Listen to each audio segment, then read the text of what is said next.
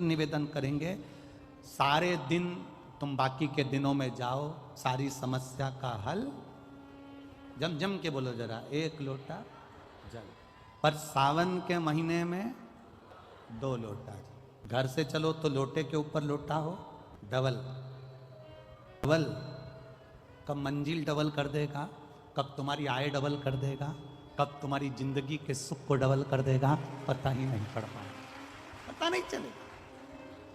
और मंदिर में जैसे ही प्रवेश करो तो दोनों हाथ में, देहली पर चढ़ने से पहले 2 हाथ में कलश हो और शिव का मूल स्मरण, श्री शिवाय नमस्तुभ्यम बोलते हुए देवादिदेव महादेव को धार चढ़ रही हो, 2 ही हाथ, दोनों हाथ।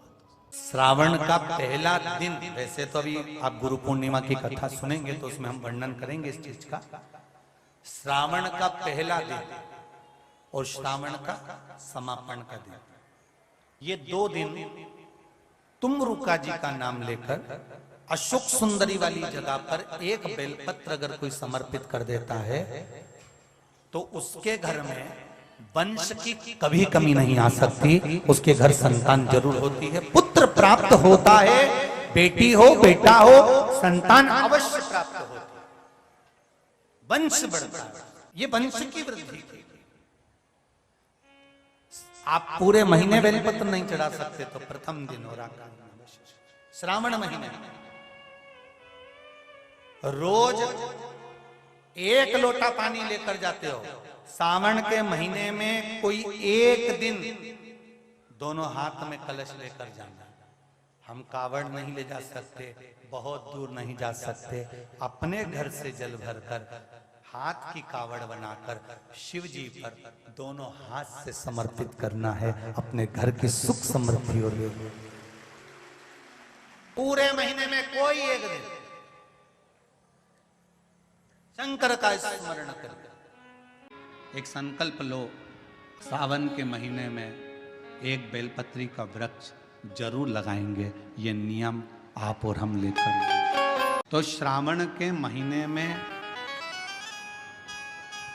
कोई भी एक नियम अवश्य धारण करो पूरे सावन कि मैं शिव जी के मंदिर जाऊंगी या बेलपत्र को जल चढ़ाऊंगी या शंकर जी के मंदिर का दर्शन करूंगी या शिखर का दर्शन करूंगी या शिव जी के मंदिर में 1 चावल का दाना या 2 लोटा जल का स्मरण या बाबा देवादिदेव महादेव का मंत्र स्मरण करूंगी, प्रतिदिन अपने हाथ में 2 लोटा जल भरकर शिव को जल की धार लगाऊंगी।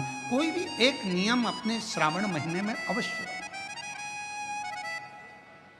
और नियम पूरा होता है तो बाबा करुणा एक पत्र है। शंकर को श्रावण प्रिय है, एक कारण कहा कि मंथन में जो विष निकला उस विष का पान किया और भगवान देवताओं ने, तो भगवान शंकर को श्रावण प्रिय है, एक कारण कहा कि मंथन में जो विष निकला उस विष का पान किया और भगवान देवताओं ने मिलकर भगवान शंकर का जलाभिषेक किया।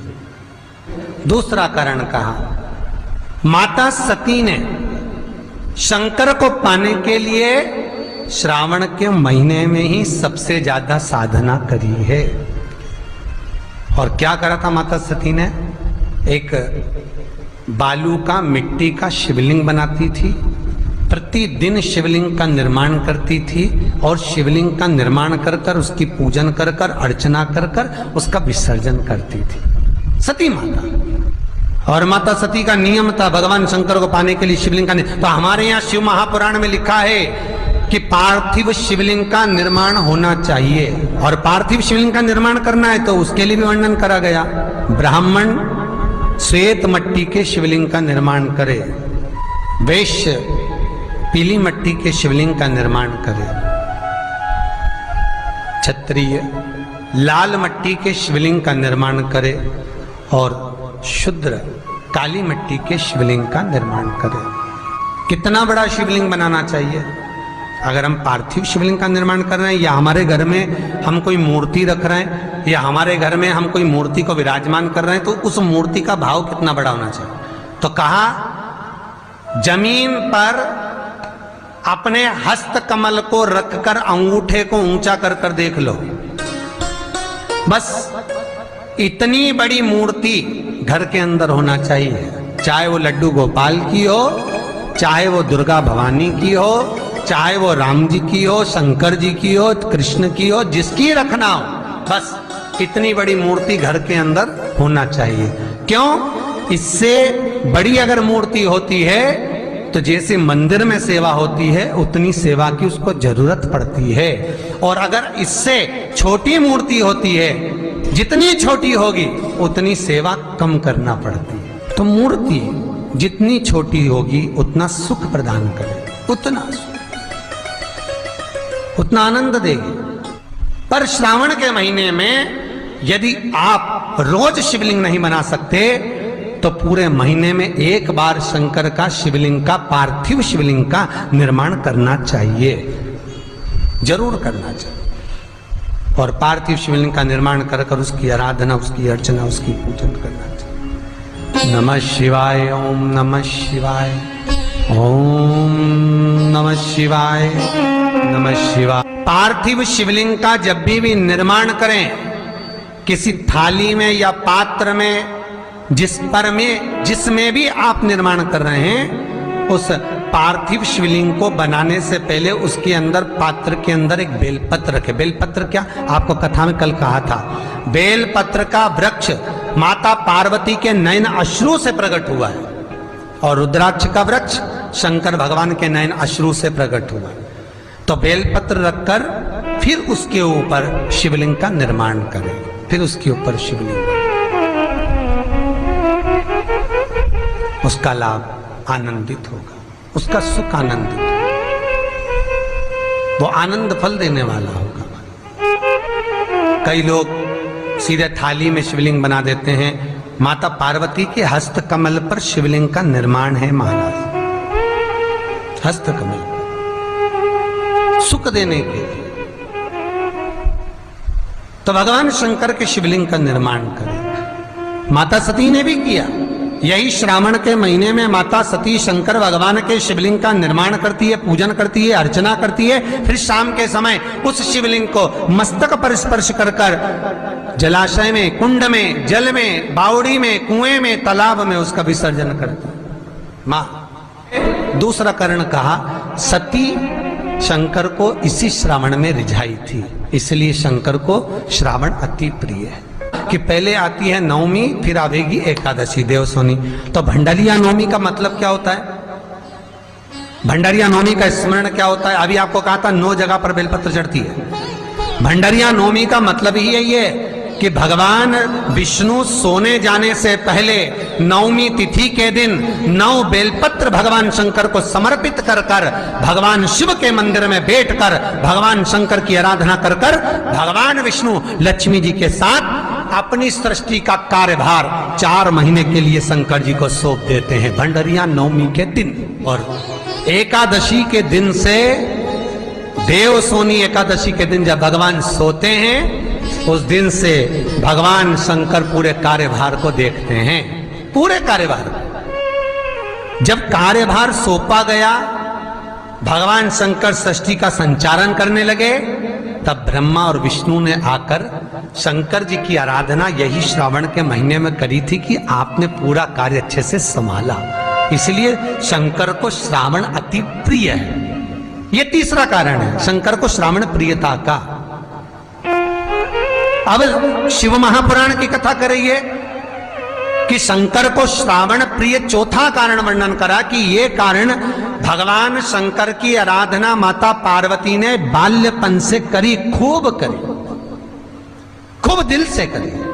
ये कहते हैं कि अगर 1 लाख बेलपत्र समर्पित कर रहे हो और तुम्हारे पास में अगर वो बेलपत्र नहीं है तो तुम 1 लाख मत चढ़ाओ, आप तो 1 बेलपत्र, परंतु वो बेलपत्र भी पूर्ण तरह से साफ, सुंदर, सुरक्षित, खंडित ना हो, वो मुझे समर्पित करो। 1 चावल का दाना चढ़ाओ पर वो खंडित ना हो, 1 फल चढ़ाओ वो खंडित ना हो, 1 पुष्प चढ़ाओ वो खंडित ना हो। शिव कहते हैं मेरे हाथों से मेरा पुत्र खंडित हो गया था, उस दिन से मैंने वचन दिया है माता पार्वती को कि खंडित वस्तु स्वीकार नहीं करूंगा। और ना खंडित दूंगा।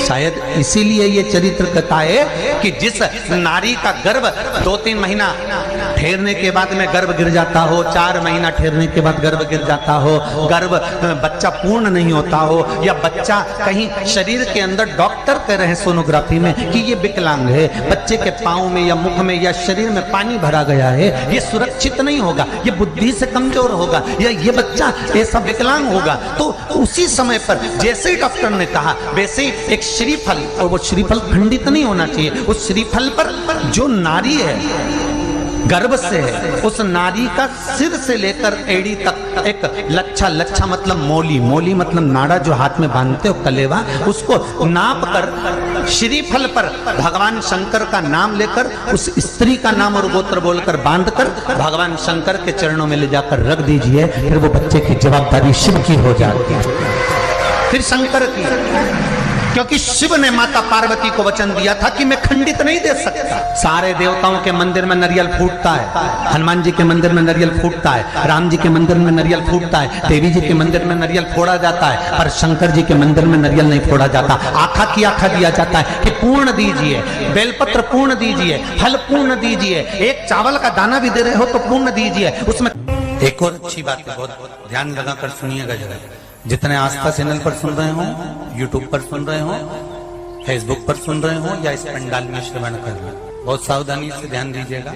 कभी श्रावण महीने में अगर आप शंकर जी के मंदिर में जाएं और शिव मंदिर किसी वृक्ष के नीचे हो, बट वृक्ष के नीचे हो, चाहे पीपल के वृक्ष के नीचे हो, चाहे वो आंवले के वृक्ष के नीचे हो, चाहे वो बेलपत्री के वृक्ष के नीचे हो, चाहे वो शमी के वृक्ष के नीचे हो, चाहे जिस वृक्ष, कोई भी वृक्ष के नीचे अगर कोई शिवालय है, शंकर जी का कोई मंदिर या शंकर जी का कोई शिवलिंग रखा हुआ, तो एक दुर्वा किसी भी श्रावण महीने में तुम जब भी किसी शिवालय में जाएं, जिस वृक्ष के नीचे शिवलिंग हो, उस शिवलिंग पर ये शिवलिंग रखा हुआ है, ये जलाधारी है। जलाधारी पर जहां शिवलिंग रखा हुआ है वहां कटी भाग, कटी भाग माता पार्वती जी का हस्तकमल, उसके ऊपर रखा हुआ है शिवलिंग, सामने अशोक सुंदरी और भगवान शंकर के दोनों पुत्र गणेश कार्तिकेय, ऊपर से जल गिरता है जया, विषहारा, शामलीवारी, दौतली, देव,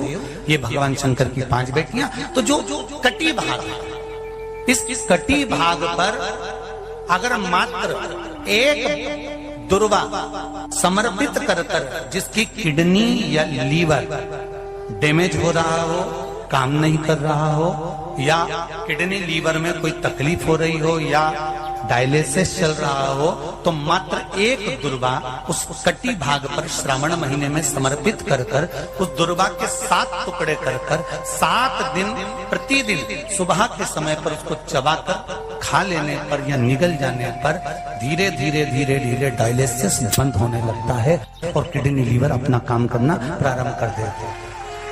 एक दुर्वा, कितनी दुर्वा? एक दुर्वा, मात्र एक दुर्वा।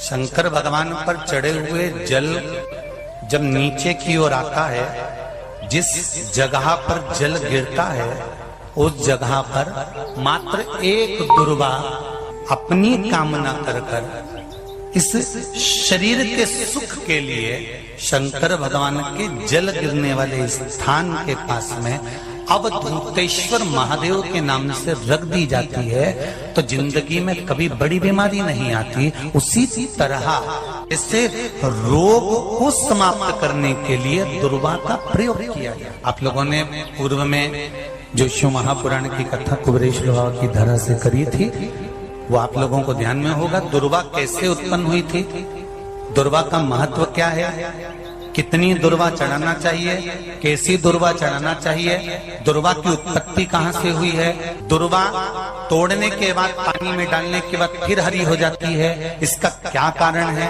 दुर्वा गणेश जी को क्यों चढ़ाई जाती है, शंकर जी को दुर्वा किस स्थान पर चढ़ाई जाती है, ये सारी कथा आपको पूर्व में इसी कुबेरेश्वर बाबा के पावन धरा से सुना चुके हैं, जो टीवी पर डली हुई है। कभी आपने नहीं सुनी हो तो यूट्यूब पर से दुर्वा शिव महापुराण की कथा आप निकाल कर उसको श्रवण कर सकते। उसमें वर्णन किया है कि इस दुर्वा का महत्व क्या है, दुर्वा का क्या मात्र एक दुर्वा शिवलिंग पर चढ़े हुए जल जहां से नीचे की ओर गिरता है, उस जगह पर मात्र अपने शरीर की कामना करते हुए भगवान से रोग मुक्ति के लिए एक दुर्वा अगर समर्पित कर दी जाए तो कोई बड़ी बीमारी जिंदगी में आ ही नहीं सकती, ग्रहण ही नहीं पाए, मतलब ग्रसित नहीं कर सकती। श्रावण के महीने की श्रावण शिव महापुराण की कथा सुन रहे हो। एक बात दिल से बताना, जितनी सौभाग्यवती माताएं होती हैं ये संक्रांति पर भी 13 चीजें दान करती हैं, 14 चीजें दान करती हैं। बीच में कोई 16 सोमवार का उद्यापन करेंगी तो भी सुहाग की सामग्री देंगी, उद्यापन करेंगी तो भी सुहाग की सामग्री देंगी, कोई कार्य करेंगी तो भी सौभाग्य की सामग्री देंगी। सौभाग्य की सामग्री का दान क्यों किया जाए? सौभाग्य सूचक वस्तुओं का दान क्यों किया जाए? सौभाग्य की वस्तुएं क्यों प्रदान करी जाती है, क्यों दी जाती है? उसका कारण क्या है?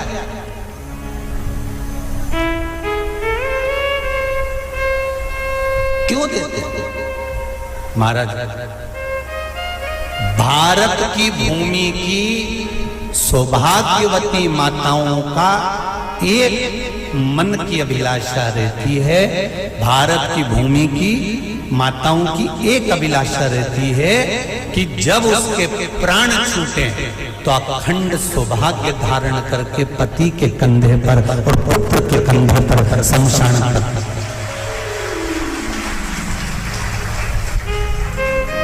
ये भारत की भूमि की माताओं की सोच, उनके मन का संकल्प, उनके मन का भाव।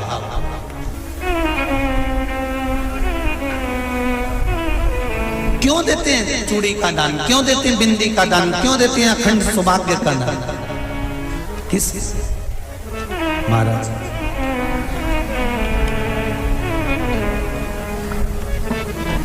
मेरे हाथों में भर भर के चूड़ी रहे, मेरे हाथों में भर भर के चूड़ी और मैया कोई कामना, मेरे मस्तक पे चमकती चूनर रहे, मेरे मस्तक पे चमकती चूनर रहे और मैया कोई कामना, मेरी मांगों में भर भर के सिंदूर रहे, मेरी मांगों में भर भर के सिंदूर रहे और मैया कोई कामना नहीं, मेरे पाँव में बिछुड़ी का जोड़ा रहे, एक बिछुड़ी नहीं, कितनी? 2, 3, 4, 5, एक एक पाँव में जोड़े से बिछुड़ी होना चाहिए, केवल एक नहीं, सिंगल नहीं। वो तो आजकल का फैशन हो गया महाराज, जो केवल एक बिछुड़ी धारण कर लो उसी में फैशन दिखे। श्रावण की शिव महापुराण की कथा कहती है, जब बेटी को विदा करा जाता है और पहली बार बेटी के पांव में जब बिछुड़ी डाली जाती है तो वो बिछुड़ी भी अलग अलग नहीं होती, उस बिछुड़ी के जोड़ को चेन से एक दूसरे से बंधा हुआ होता। बोला सही है कि गलत?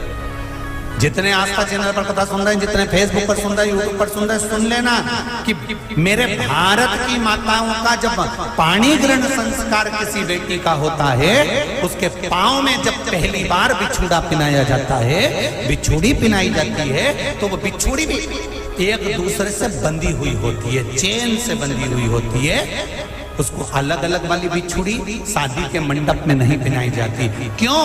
जैसे ये बिछुड़ी एक दूसरे से पांव में बंधी हुई है, तुम्हारी जिंदगी अंतिम श्वास तक ऐसी ही बंधी हुई है, यही बनना चाहिए। वो तो अब माताओं ने थोड़ा सा फैशन चेंज कर दिया, अब पाँव में ज्यादा बिछुड़ी नहीं पहनती, गड़ती है, चुभती है, एक भी चूड़ी धारण नहीं। महाराज पर नहीं, बिछुड़ी भी दो हो, जोड़े से। हमारी माताएं, भारत की भूमि की जो माताएं हैं, ये चूड़ी भी हाथ में पहनती है तो जोड़े से पहनती है। बोलो जैसा सही है कि गलत है? एक अकेली चूड़ी माताएं हाथ में धारण नहीं करती हैं। अगर भारत की भूमि की संस्कारित माताएं हैं और भारत की भूमि की सभ्यता और संस्कृति को जानती है तो अकेली चूड़ी नहीं, जोड़े की चूड़ी पहनेगी। 2 चूड़ा डालेगी, 4 डालेगी, 12 डालेगी, पर सिंगल नहीं, अकेले। श्रावण के महीने की शिव महापुराण की कथा, जिसका नाम है श्रावण शिव महापुराण की कथा, ये कहती है कि पार्वती जी ने और गंगा जी ने ये चतुर्मास में जितना सौभाग्य का दान दिया है, उनके बराबर दुनिया का कोई व्यक्ति इतना सौभाग्य का दान नहीं दे सकता जो माता गंगा और पार्वती दोनों दान दे रहे हैं।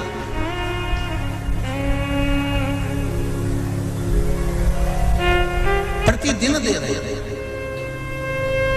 और अब तो फैशन आ गया, तुम लोगों जो सौभाग्य का दान देते हो प्लास्टिक की डलिया में देते हो। पर एक एक पुराण को उठाकर देख लेना, एक एक उद्यापन को उठाकर देख लेना। जितनी तुम कथा तुम्हारे घर में छोटी छोटी कथाओं की पोथियां पड़ी हो, उनको उठाकर देख लेना। उसमें नहीं लिखा कि प्लास्टिक की डलिया में सौभाग्य की वस्तु का दान दिया जाता है। उसमें लिखा है बांस की पिटारी में, बांस की डलिया में सौभाग्य की वस्तुओं का दान दिया जाता है। क्यों? क्योंकि बांस वंश की वृद्धि करता है, बांस सौभाग्य की वृद्धि करता है, और बांस अखंड सौभाग्य। जैसे बांस का पौधा बढ़ते चले जाता है, बढ़ते चले जाता है, उसी तरह बांस की डलिया में जब दान दिया जाता है, बांस की टोकनी में जब दान दिया जाता है, तो ये भाव रखा जाता है कि तुम्हारा सौभाग्य ऐसे ही बढ़ता रहे। पर अब थोड़ा सा फैशन चेंज हो गया तो प्लास्टिक की डलिया, पर प्लास्टिक की नहीं। तो गंगा मैया और पार्वती मैया चतुर्मास के अंतर्गत जो त्योहार पड़ता है, चतुर्मास के अंतर्गत जो व्रत पड़ते हैं, ये किसी दूसरे के नहीं है। तीज का व्रत माता पार्वती का, छठ का व्रत माता पार्वती का, चतुर्थी का व्रत माता पार्वती का, ये सारे व्रतों की शुरुआत गंगा और पार्वती ने अपने बल से। और फिर निवेदन करूंगा, सावन का महीना लगते से ही मेरी जीजियों से निवेदन है, 1 लोटा जल नहीं, कितना? 2 लोटा जल, दोनों हाथ में भरा हुआ। घर से निकलो तो 2 हाथ में हो, बाहर निकल कर भले फिर एक के ऊपर एक रख लो, मना नहीं। पर शंकर के मंदिर में जब पहुंचो, दोनों हाथ में जल हो और शिव जी के ऊपर दोनों धार एक साथ, बाबा के धार जल की 2 एक साथ लगना चाहिए और शिव जी से अपने मन की प्रार्थना करना चाहिए। शिव स्वीकार करें। पंच पुष्प में पहले नंबर का पुष्प है पारिजात का पुष्प, दूसरे नंबर का पुष्प है, बोलते जाओ ले लिए, कनेर का पुष्प, तीसरे नंबर पर पुष्प है शमी का पुष्प, चौथे नंबर पर पुष्प है मंदार आकड़े का पुष्प, और 5वें नंबर पर जो पुष्प है वो है धतूरे का पुष्प। अब इन पुष्पों के अलावा भी कई पुष्प देव अधिदेव महादेव को चढ़ते हैं, उनका एक अलग अलग नियम है। पर पंच पुष्प जो श्रावण में, अगर मान लो 1 दिन आपका निकल भी गया, 2 दिन आपके छूट भी गए, कोई दिक्कत की बात नहीं। जो पेड़ तुम्हारे यहाँ लगा हो, जो पौधा तुम्हारे यहाँ लगा हो, जो वृक्ष तुम्हारे यहाँ लगा हो, जो क्यारा तुम्हारे यहाँ हो, कुंडी तुम्हारे यहाँ हो, उसी की मिट्टी को, उसी के पेड़ के नीचे, उसी पौधे के नीचे, उस मिट्टी को थोड़ा सा हाथ से उसको उठाकर एक लिंग की आकृति बना लें। उसमें जलाधारी बनाने की जरूरत नहीं, केवल लिंग की आकृति बनाकर उसी की पूजन वहीं कर कर पानी चढ़ाकर 15 से 20 मिनट बाद अपना काम करने के बाद उसी को उसी मिट्टी में विसर्जन कर दें, अपनी कामना कर कर। देव अधिदेव महादेव 2 महीने के बाद क्या देगा ये वही जान सकता है। वो क्या प्रदान करेगा ये उसके ऊपर। सावन ना लगे जब तक 1 लोटा, फिर सावन में 2 लोटा, क्योंकि चातुर्मास के अंतर्गत सावन के महीने में भक्ति दुगनी करो, जल दुगना करो, मंत्र जाप दुगना करो, श्री शिवाय नमस्तुभ्यम दुगना करो। किसी भी शंकर के मंदिर में जाओ, अपन तो जप रहे हैं। के महीने में जितने लोग पार्थिव शिवलिंग का निर्माण करते हैं, सावन के महीने में जितने लोग पार्थिव शिवलिंग बनाकर पूजन करते हैं, कोई सहजता नहीं है। करोड़ों करोड़ों पुण्य हमारे जीवन के प्राप्त हो जाते हैं, तब शिवलिंग बनता है। ये पार्थिव नहीं है, बनाने वाला भी शिव है और बनने वाला भी शिव है, साधारण नहीं हो सकता। आप जब शिवलिंग का स्पर्श कर कर, हमने कई बार कहा है, जब आप लोग शिवरात्रि पर शिवलिंग बनाते हो, सावन के महीने में सोमवार को शिवलिंग बनाते हो, सावन के महीने में शिवलिंग बनाते हो, अधिक मास में शिवलिंग बनाते हो, हम कई लोगों को पहले भी कहे, आज भी कहते हैं, महाराज आप अपने हाथ से शिवलिंग बनाओ। ब्राह्मण देवता तो कहेंगे लाओ मैं बना देता हूं, नहीं, आप अपने हाथ से बनाओ। क्यों? ये सारी जो भाग्य की रेखाएं है ना, जब शिवलिंग बनाते हो, हमारे हाथ की जो बेकार रेखा है, दुख की रेखा है, हमारी कहीं बेकार किस्मत की रेखाएं होती हैं, शिवलिंग बनाते समय वो रेखाएं भी श्रेष्ठ हो जाती हैं और हमारा भाग्य बदल देती हैं। और फिर निवेदन करूंगा, सावन का महीना लगते से ही मेरी जीजियों से निवेदन है, 1 लोटा जल नहीं, कितना? 2 लोटा जल, दोनों हाथ में भरा हुआ। घर से निकलो तो 2 हाथ में हो, बाहर निकल कर भले फिर एक के ऊपर एक रख लो, मना नहीं, पर शंकर के मंदिर में जब पहुंचो, दोनों हाथ में जल हो और शिव जी के ऊपर दोनों धार एक साथ, बाबा के धार जल की 2 एक साथ लगना चाहिए और शिव जी से अपने मन की प्रार्थना करना चाहिए, शिव स्वीकार करें। का निर्माण करें, शंकर के शिवलिंग को जब बनाए तो सबसे पहले कैसे बनाए, उस तक का विधान शिव महापुराण में और लिंग पुराण में कहा गया। महाराज कहा,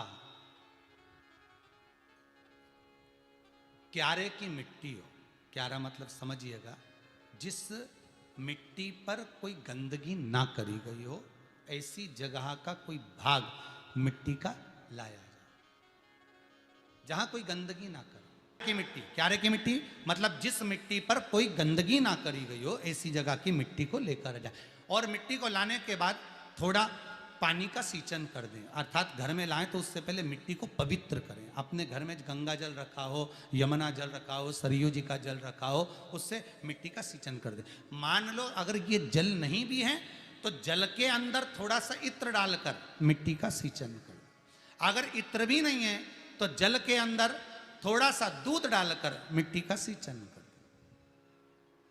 दूध भी नहीं है तो 1 बेलपत्री जल के अंदर डालकर उस पानी का सींचन कर। बेलपत्र भी नहीं है, पीपल का पत्ता डालकर उसका सींचन कर दें। पर मिट्टी पर घर में लाते से ही, ये नहीं कि मिट्टी आज लाए और तुमको शिवलिंग कल बनाना है, तो मिट्टी अगर 1 दिन पहले लाए हो, 2 दिन पहले लाए हो, 4 दिन पहले लाए हो, तो उसी दिन जल का सींचन होना चाहिए। ये नहीं कि जिस दिन बनाएंगे उस दिन सींचन होगा।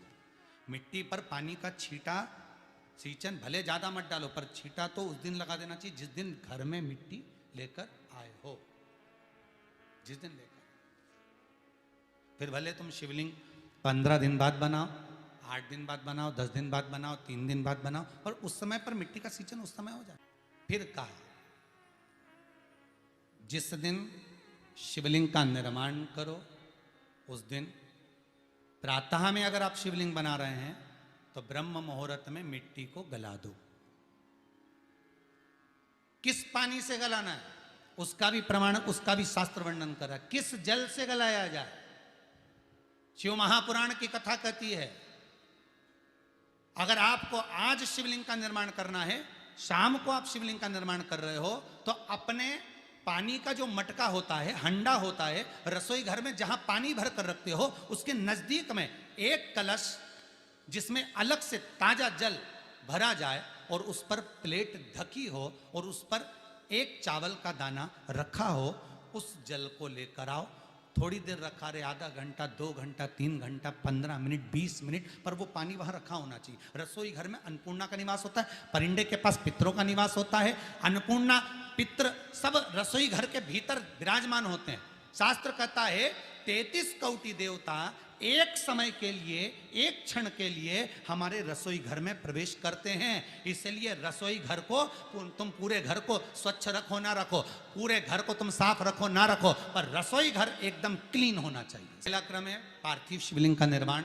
सावन के महीने में अगर आप शिवलिंग बनाते हैं, सोमवार को शिवलिंग बनाते हैं, तो नियम ध्यान रखिएगा महाराज, लिंग पुराण से है ये, इसका नियम ध्यान रखिए। क्या करना है, मिट्टी को लाना है, जल का छींटा देना, छींटा जरूर देना, घर में लेकर आए और जल का छींटा होना जरूरी है। 2 दिन तक 3 दिन तक मिट्टी रखी हुई है और उसके बाद अगर आपने पानी का छींटा नहीं दिया है और आपने डायरेक्ट मिट्टी को गला दिया और उसके बाद बनाया, तो उसका कोई प्रमाण नहीं। जल का छींटा अवश्य, फिर उसको रख दें। 15 दिन बाद बनाओ, 4 दिन बाद बनाओ, 3 दिन बाद बनाओ, 2 दिन बाद बनाओ। शिवलिंग जब बनाओ तब उस मिट्टी को, जो कलश आपने रसोई घर में रखा है चावल का दाना रखकर प्लेट के ऊपर, अर्थात उस कलश का जल उस मिट्टी में थोड़ा सा डालिए। क्यों डाला जाता है उसका भी भाव वर्णन किया है। अब भविष्य पुराण, स्कंद पुराण और अग्नि पुराण, इन तीनों से ले लिया गया, वर्णन किया गया। जब उस कलश का जल हम डालते हैं तो उस कलश में पितरों का भाव आ जाता है, अन्नपूर्णा का भाव आ जाता है, घर में लक्ष्मी का भाव आ जाता है, संपदा का भाव आ जाता है। पूरे 24 घंटे के अंदर एक क्षण के लिए रसोई घर में 33 कोटि देवता आते हैं, तो वो देवता का सारा भाव उस कलश के अंदर आ जाता है। और वो जल जब हम उस मिट्टी में मिलाते हैं तो गंगा, यमुना, सरयू, सरस्वती, ये 33 कोटि देवता में, तो इन सब का आनंद उस जल में आ जाता है। और वो जल जब हम मिट्टी में मिलाते हैं तो मिट्टी पवित्र हो जाती है, स्वयं कैलाश अधिपति को स्वीकार करने के लायक हो जाती है, निर्मित करने के लायक हो जाती है। शिवलिंग का निर्माण। अब शिवलिंग का निर्माण कैसे करना, मिट्टी में गला दिया पानी में। सबसे पहले शिवलिंग बनाने से पहले पात्र जो होता है उसके नीचे एक बेलपत्र रखी जाती है। क्या रखना है, एक बेलपत्र। शंकर को झेलने के लिए कोई साधारण नहीं है पात्र जिस पे झेला जाए। स्वयं गंगा शिव की जटा में और आप शंकर के शिवलिंग का निर्माण कर रहे हो, कोई साधारण नहीं हो सकता। स्वयं आप विदेश्वर संहिता के अंतर्गत पढ़े कि ब्रह्मा और विष्णु, ब्रह्मा ऊपर जा रहे हैं, भगवान विष्णु नीचे जा रहे हैं, तो पता नहीं कर पा रहे कि यहां चरण कहां पर और शीश कहां पर है, उसको जान ही नहीं पा रहे।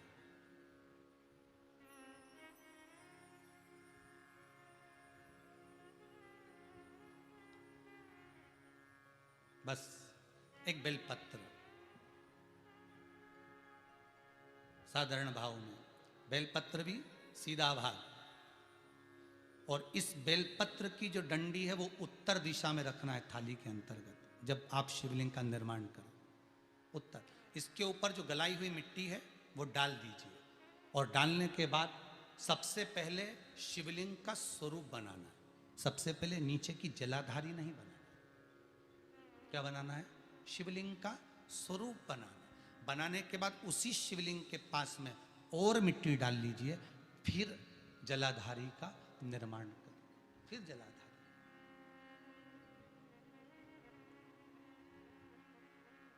शिवलिंग जलाधारी निर्मित हो गई। शंकर जी का संपूर्ण परिवार शिवलिंग में रहता है, आपको पहले भी कहा। भगवान भूत अधिपति भूतेश्वर भगवान शिव का संपूर्ण परिवार शिवलिंग में, पहले भी कथा में कहा, आज फिर आपको वर्णन कर देते हैं। जैसे ये जलाधारी है गोल, ये चरण है, ये शिवलिंग है। ये जो गोल भाग है जहां पर भगवान शंकर का शिवलिंग रखा है, ये पार्वती जी का हस्त कमल है। जहां से पानी नीचे गिर रहा है, इसके राइट भाग में श्री गणेश जी का स्थान, लेफ्ट भाग में श्री कार्तिकेय जी का स्थान। बीच में जो एक मोटी सी लाइन होती है जलाधारी में है, वो पार्वती जी के सुंदर पुत्री अशोक सुंदरी का स्थान। शंकर जी के ऊपर जो तिकोनी रखी रहती है, उसके ऊपर से जो जल बूंद बूंद नीचे गिरता है, ये जो पानी बूंद बूंद नीचे गिरता है, या आप कलश से जल चढ़ाते हो या आप श्रृंगी से जल चढ़ाते हो, तो ये जो पानी गिर रहा है, ये शंकर भगवान की 5 पुत्रियां, जया, विषहरा, शामरी बारी, दोतली और देव, ये शंकर जी की 5 बेटियां। 5 पुत्री। कार्तिकेय भी है, गणेश भी हैं, अशोक सुंदरी भी है, शंकर जी की 5 बेटियां भी हैं, शंकर भी है और पार्वती भी। अर्थात शिव जी के परिवार में आपको गणेश जी की पूजन अलग करने जाने की जरूरत नहीं पड़ेगी, शंकर के परिवार में पार्वती जी की पूजन अलग करने जाने की जरूरत नहीं पड़ेगी, कार्तिकेय की पूजन अलग जाकर करने की जरूरत नहीं है। शंकर का परिवार शंकर के शिवलिंग के साथ में उस जलाधारी में संपूर्ण परिवार शंकर का विराजमान है, संपूर्ण परिवार। एक बार साथ में समझें वापिस निर्माण को, शिवलिंग के निर्माण को। मिट्टी लाए, स्वच्छ जगह की, जल का छींटा दिया, रखा। जब शिवलिंग बनाया तो एक कलश पानी पहले से 2 घंटा, आधा घंटा, 15 मिनट, 20 मिनट पहले उसको रख दिया। उसी पानी से उसको गीला करा। गीला करने के बाद उसका निर्माण सबसे पहले बेलपत्री, बेलपत्री के ऊपर मिट्टी, मिट्टी के ऊपर रखकर शिवलिंग का निर्माण, फिर जलाधारी का निर्माण, जलाधारी का निर्माण और शिवलिंग का निर्माण पूर्ण होने के बाद में फिर बाबा का सुंदर भाव से आप श्रृंगार करें, अभिषेक करें, पूजन करें। और एक बात याद रखना, पार्थिव शिवलिंग का अगर निर्माण करा है तो आपको वो पार्थिव शिवलिंग को रात्रि होने से पहले विसर्जन होना जरूरी है। हाँ, अगर कोई भी शिवरात्रि का दिन है तो फिर आप पूरी रात रख सकते हो। हरतालिका तीज का दिन है, पूरी रात रख सकते हो। बड़ी तीज है, छोटी तीज है, आप शिवलिंग बनाए हो तो आप पूरी रात रख सकते हो। विशेष कोई उत्सव है, श्रावण का महीना है, पूरी रात रख सकते हो। पर बाकी के समय अगर आप शिवलिंग का निर्माण करें तो उसको सूर्यास्त होने के पहले आप उसको नदी में, जल में, जलाशय में विसर्जन करें। बहुत ध्यान दीजिएगा, विसर्जन करते समय जब आप विसर्जन करें, पानी में अपने पात्र को, शिवलिंग को जब छोड़ें, उस समय पर ध्यान दीजिएगा कि शिवलिंग की जो जल की धार है, जिसका उत्तर की ओर जो जल की धार होती है, विसर्जन करते समय वो जल की धार अर्थात वो उत्तर का भाग हमारी ओर होना चाहिए और थाली इस तरह से पकड़ें कि वो भाग हमको जब डालें तो वो भाग हमको दिखे, थोड़ा सा नजर आए पानी में डालते समय। और जब वो थोड़ा भाग दिखता रहे और जिस लिए आपने शिवलिंग बनाया, जिस कामना से आपने शिवलिंग बनाया है, वो कामना उस भाग को पानी में देखते देखते बोल दीजिए, वो कामना पूर्ण हो जाती है। इसको कहते हैं पार्थिव शिवलिंग का निर्माण करना और उसकी आराधना। ऐसा सावन की शिवरात्रि में या सावन के सोमवार में ऐसा क्या रहता है?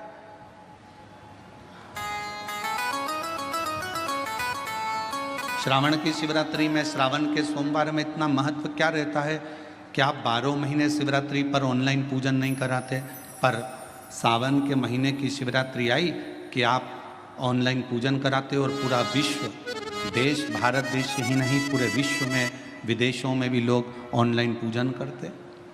आखिर क्या रहता है?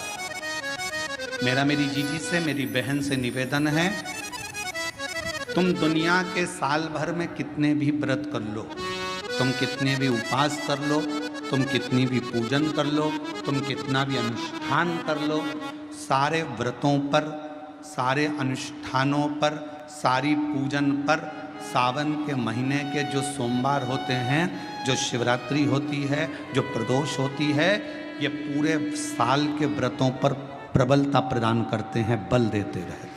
पर निवेदन है, सावन के सोमवार का व्रत करो, पर ऐसा व्रत मत करना कि तुम्हारे व्रत करने से परमात्मा को भी टेंशन हो जाए।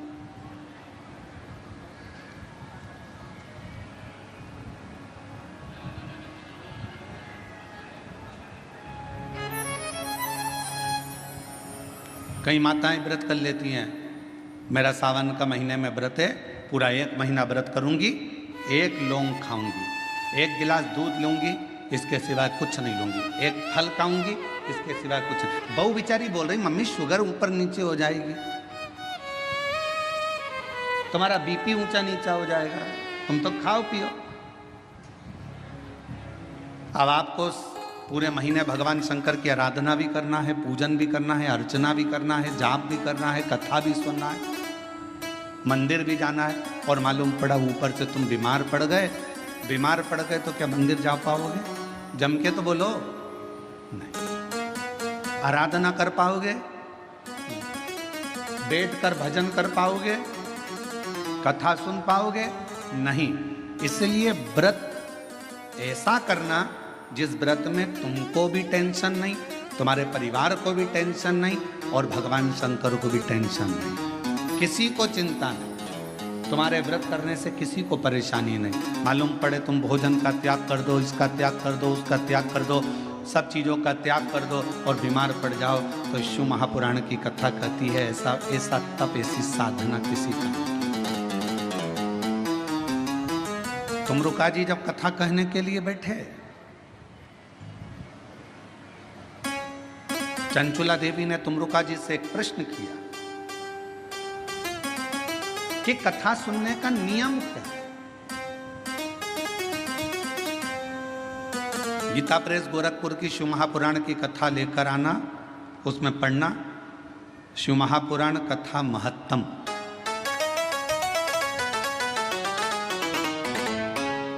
कथा को सुनने का नियम क्या है, यह भागवत में भी पूछा गया।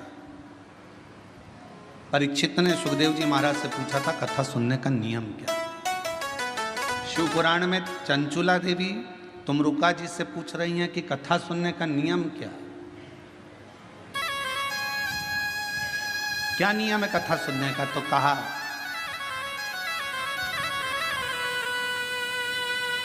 एक समय फलहार करो, शिव महापुराण की कथा को श्रवण करो, भागवत कथा को सुनो। इतना ना बने, एक समय फलहार करो, दूसरे समय भोजन करो, पर शिव महापुराण की कथा को जरूर सुनो।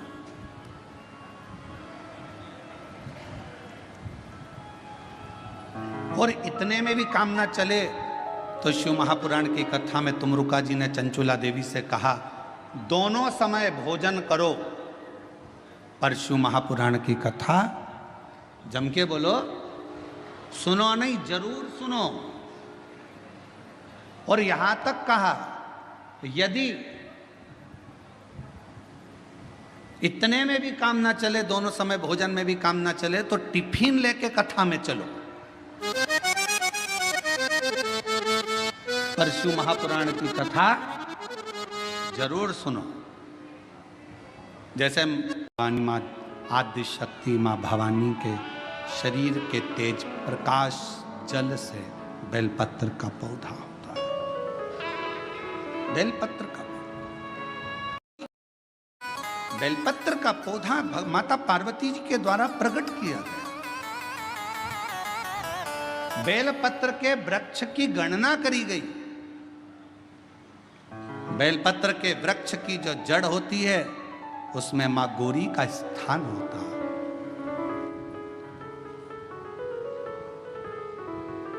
बेलपत्र की जड़ में महागौरी है, बेलपत्र के तने में माहेश्वरी है, बेलपत्र के शाखाओं में दक्षिणायनी माता है,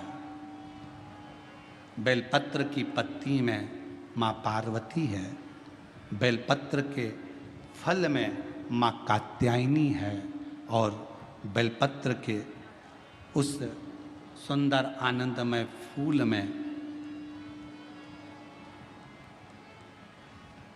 उस फूल के अंदर मां गौरी विराजमान है। ऐसा पूरा बेलपत्र के वृक्ष की गणना करी गई। चाहे शाखा हो जड़ हो, बेलपत्र के पूजन का कितना भी एक पत्र आया है, अच्छा है देखिए,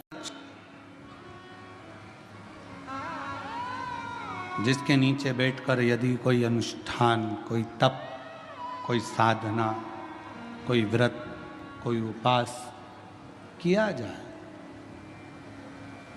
उसका 1000 लाख गुना फल है। शिव की एक अविरल भक्ति। हम तो कई बार कथा में कहते हैं आपके पास में अगर कुछ भी नहीं है, आप शंकर जी के मंदिर पे गए हो, एक बेलपत्र अगर आपको शिव जी के मंदिर में चढ़ी हुई भी मिल जाए, उसको उठा लो और उस बेलपत्र को धोकर वापिस भगवान देवाधिदेव महादेव के मंदिर में भगवान शंकर को फिर पुनः चढ़ा दो, वापिस उसी बेलपत्र को फिर चढ़ा दीजिए।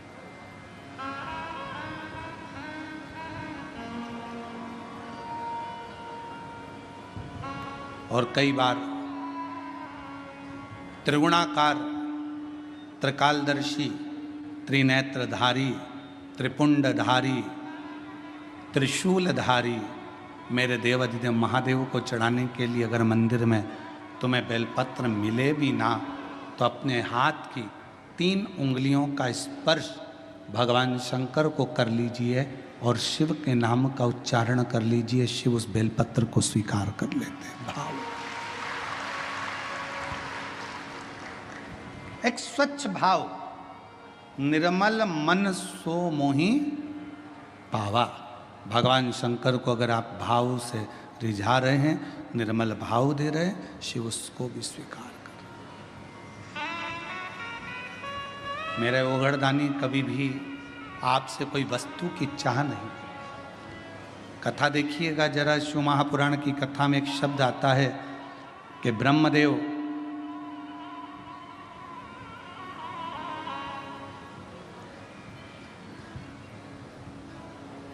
भगवान नारायण के सामने जाकर कहते हैं कि मैं शिव को नहीं स्मरण करता।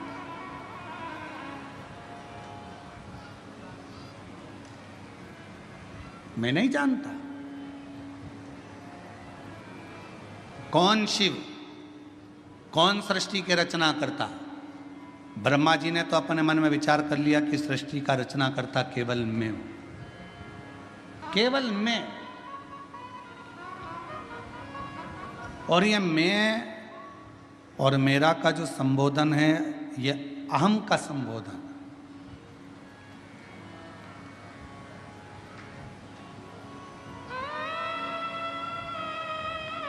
महाराज,